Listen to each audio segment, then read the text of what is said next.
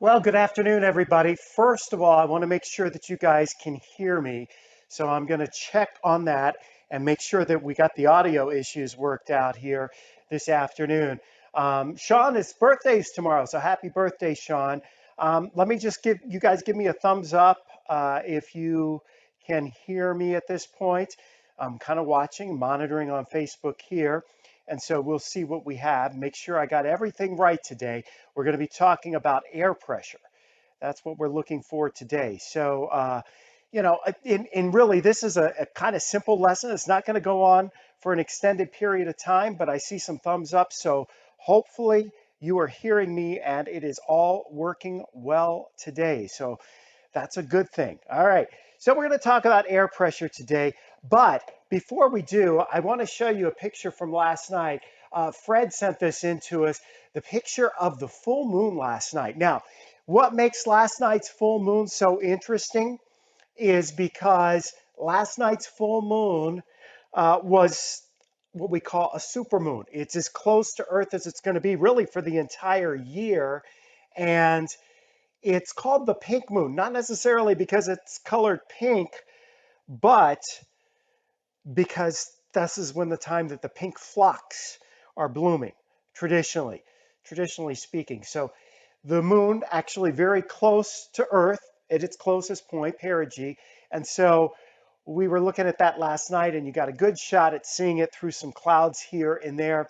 And so it actually turned out to be a pretty nice evening. Can you believe how warm it is outside? I mean, we're already close to 80 degrees. So I just wanted to share that with you. Last night's full moon, called the super pink moon, because this is the time of year. It goes back to colonial times and the Native Americans. When the full moon was out, the phlox would be blooming on the ground. That's kind of like a ground cover almost. My grandmother used to have them along the ditch on the farm, which was great until one day I was walking along and a snake popped up out of there, and that was gone.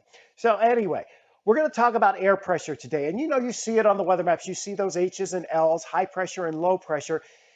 The air has weight to it. So our atmosphere goes up high in the sky, and you don't really notice it. But right now, on your skin, on your entire body, you have about 14.7 pounds of pressure pushing against you. So why doesn't our body collapse? Well, inside the body, we're pushing back. So we're good, okay? But we're going to show you an experiment here in a little bit that'll show you what happens when that pressure is decreased, and kind of show you how temperature works into this too. So it's a little thing today that we're going to do with air and pressure. We're talking high pressure and low pressure because those are what drives our weather systems essentially across the area. So let's start with this. High pressure. Traditionally, when we're under high pressure, you have fair weather. And the reason is the air will flow out and around at the surface from the high pressure, and it flows out and down. It tends to be sinking air that's associated with high pressure. So as the air is sinking, that essentially gets rid of the clouds. It inhibits clouds. And so you generally have sunny skies when we're talking about high pressure. Generally, there can sometimes be some upper level disturbances coming through that will give us some clouds, or you sometimes have cold air aloft. So as the ground gets heated and that air rises, it tends to create clouds if it's colder aloft. And it always gets colder as you go up in general, but we're talking really cold air. And that usually happens in the winter. When we get those pesky periods of low clouds that stick around, that's usually what's going on. The air is really cold aloft, and when it heats up with a little sunshine along about 10, 11 o'clock in the morning, all of a sudden you've got these flat-based puffy clouds that are developing. And we'll talk more about clouds, by the way, probably on Friday. But those flat-based clouds, those stubborn clouds that tend to linger sometimes in the spring and fall, and definitely in the winter. Now, storm systems and low pressure. Low pressure is usually associated with bad weather. Okay, here's what happens at the surface. The air flows into the low pressure, so it rises. Since it's coming together, it's not going to drill a hole in the ground. It rises. As that air rises, it cools, and as it cools, the water that's in the air will condense and form clouds, and those clouds can become rain, or they can become snow, or even thunderstorms. So that's kind of where we are at this point, the difference between high and low pressure. Now, I got a couple of experiments here for you. Let's see what I'm going to click here. Nope, that one's, I don't want to get you that one yet. That's a good one. But I want to go here. Okay, so I got a balloon. Difference in high pressure. You can do this at home. What happens if I blow up the balloon?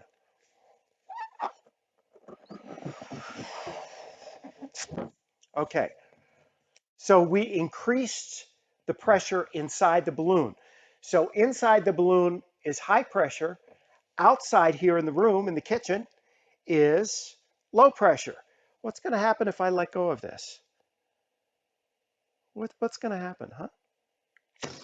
It takes off.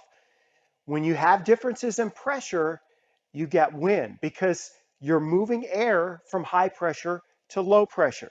So you can blow this up,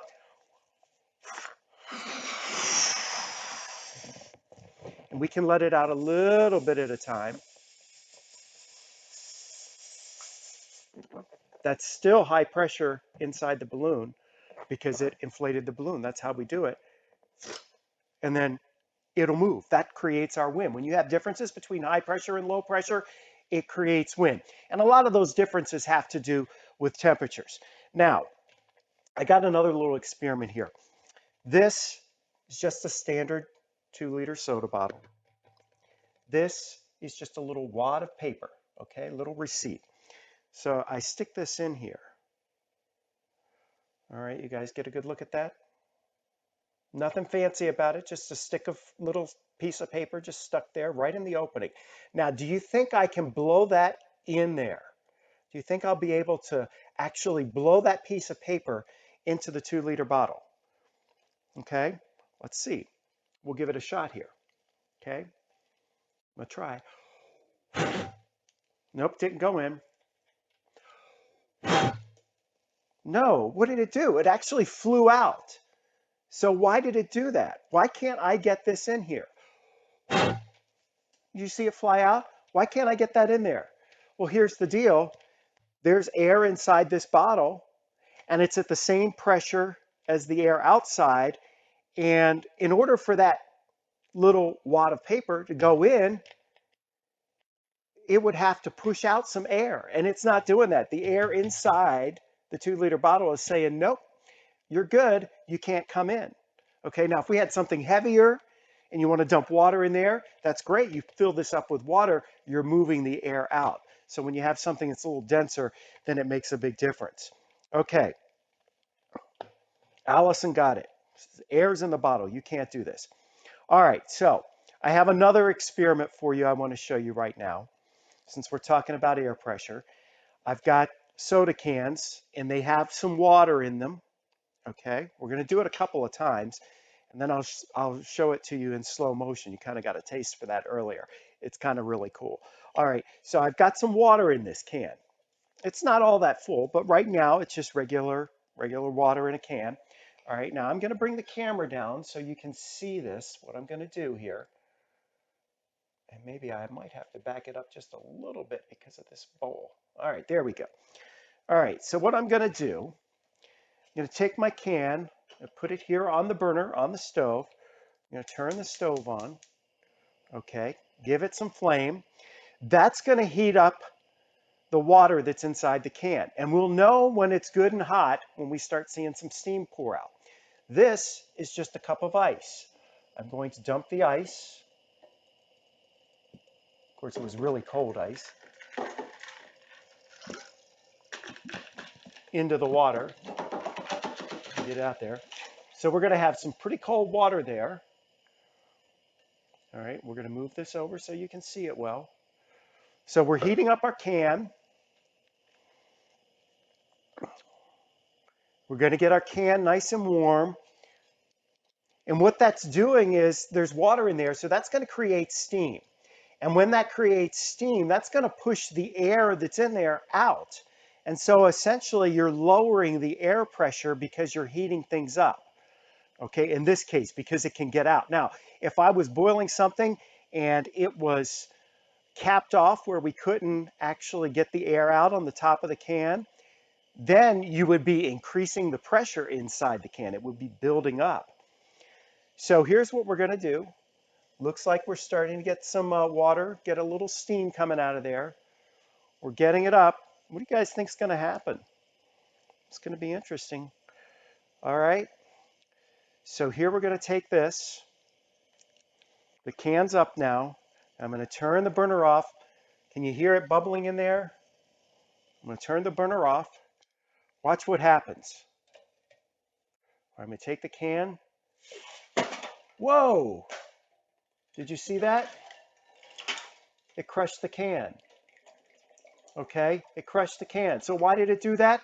Because when we put it in here, when we dropped the can, which had steam in it and actually had some hot water in it, the air pressure inside the can was much lower than the air pressure outside. And so the air outside, that air pressure that we all live with every day that doesn't crush us, actually ends up crushing the can. So let's do it again.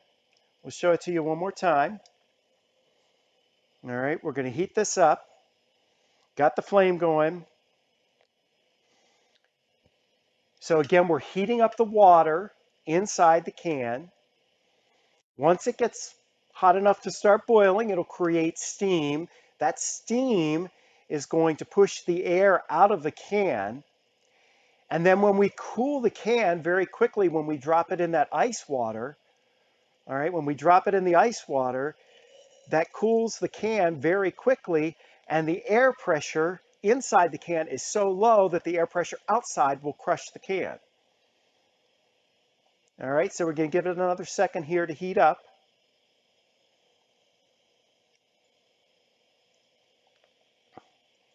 All right, I hear it starting to boil. I can hear it starting to boil. So let's get ready. Here we go. It's nice and warm. I think it's nice and warm.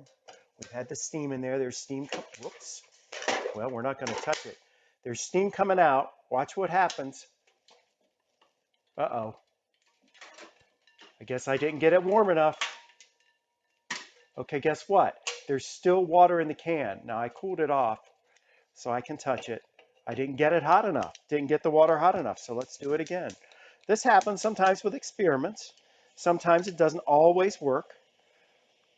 But we're going to heat it back up. We'll make sure it gets boiling this time. This one actually has a little more water in it than the other can did. So we'll run it through one more time. Make sure it gets hot this time. Okay? And again, what we're doing is we're heating this up. The water inside starts boiling. And because it's boiling, the water actually changes phase. It goes from liquid to gas, which is steam. That steam pushes the air out. Okay, so then the air, there's no air pressure really in there. And then once that air is out and we flip it over into the colder water, then we'll be talking about the steam condensing back into water and the air pressure being so low in the can that it crushes the can. All right, so we're going to watch this, and I may just add a little more ice to that to make it a little bit colder. So let me go over here to the ice maker, and I'll do that just to make sure. I need it to be a rapidly cooling scenario here. Well, when that ice comes out of the freezer, I think my freezer's right at 2 degrees here, so that's some cold ice. All right, so we're getting it heated up. All right, now we're going to try this in a few minutes. It's still not boiling in there, so we're going to let it get a little warmer. I think I might have put a little bit too much in the way of water in this one. So we're going to get it up, pull it up. We're getting it warm, heating it up, got the flame going. You can see it here. And we're going to see if this isn't enough now. It sounds like it's boiling, but I want it to be just a little bit hotter, so it does this time. Okay, we're going to do it. I can hear it. I can hear it starting to bubble. I can hear the water starting to boil. So we're getting close. We're getting close. All right, I can hear it now. All right, so I'm gonna turn the heat off. Let's see if it works this time. All right. Whoa, there it did it. It crushed it. I think I had a little bit too much. See how that is? There's still water inside there, but the air pressure outside much greater than the air pressure inside the can, and so it crushes the can.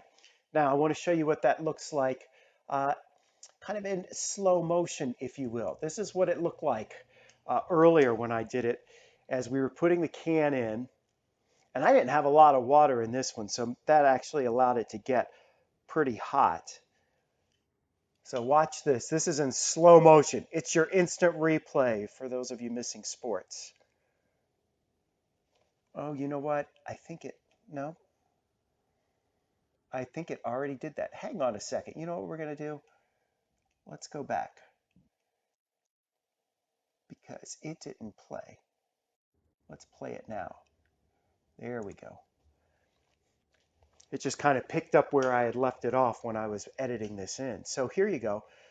Here it is in slow motion. We're going to watch this in slow motion now. The instant replay, if you will, from earlier. There's our heated can. The steam has pushed the air out, so there's not much pressure, very little air left. It's all water vapor inside the can. Then as the can is dropped into this cold batch of water and ice, the air pressure inside the can is so low.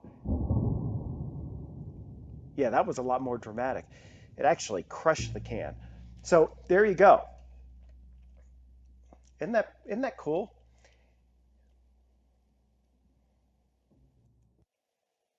So that's the way it is with air pressure, high pressure and low pressure. Um, I think you guys, whoops, go to, which one is, oh, I have to reset the camera. Oh, oi, there we go. Now we'll try it. Now, well, you still sort of can't see me, can you? Ah, that's better. Okay, so that's our little experiment with high pressure and low pressure today and air pressure in general. Again, it creates winds when you get the difference between high pressure and low pressure, and that's essentially what causes wind. Usually high pressure originates over areas where the air is sinking, and a lot of times during the winter especially, that comes from Canada where there's snow on the ground, so the air gets cold and dense. And you can kind of check that out about cold air. You know, when we put the pot on the stove and you see steam rising, you know hot air does rise, right? Cold air tends to sink. And you can check that out in your bare feet at your refrigerator this afternoon. When you open the refrigerator door, you'll feel the cold air coming down and it'll slide down towards your feet. You won't necessarily feel it up by your face because at the top of the refrigerator, the air from the room is actually going inside. So that's our little lesson for today. I think we'll talk more about clouds on Friday. I do want you to know there is a threat of severe weather later today, so I'm going to be heading down to the station because we want to keep you guys safe. So stay alert later this afternoon, especially after 4 or 5 o'clock. We could have some pretty big thunderstorms, and in some of those thunderstorms, we could have some pretty large hailstones, which is going to be another topic that we get into as we move through the next few weeks. But we'll talk about clouds on Friday. Thank you guys for joining us today. We really appreciate it. Hope that you find this interesting. And, you know, if you have any topics you want us to talk about, you know, we're still formulating that list. So let us know. Thanks so much.